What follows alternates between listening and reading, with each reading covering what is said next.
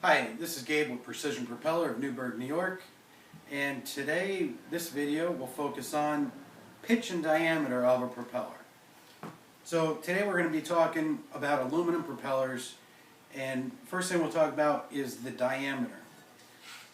The diameter is reference to the actual circumference of the propeller blade. How you measure that, or how you figure out what diameter is the center of the hub to the outside of the blade multiplied by 2. So in this case, you could take a tape measure, you measure from the center of the blade to the outside of the blade, which happens to be 7.5. You multiply it by 2, that gives you 15. So the diameter of this propeller is 15. Next thing we're talking about is pitch. What is pitch? Well, pitch, as defined in propellers, is how far does the propeller travel in one revolution. In this case, this is a 17 pitch propeller. So in one revolution, this propeller will travel 17 inches. This propeller right here is a 21 pitch, and in one revolution it will travel 21 inches.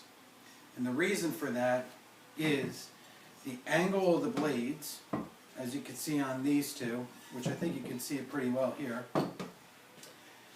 This one's a 17 pitch, so the angle of the blade is much flatter than this 21, which is much more angled. So if you can equate it with like a nut and a bolt that has a high pitch thread, it'll turn a lot faster and get to that point quicker. So 21 pitch means in one revolution it'll travel 21 inches. 17 pitch, in one revolution it travels 17 inches. So basically that's what pitch is. For purposes of sizing for your boat, as the diameter gets larger, the pitch goes down, and vice versa. As the pitch increases, the diameter decreases.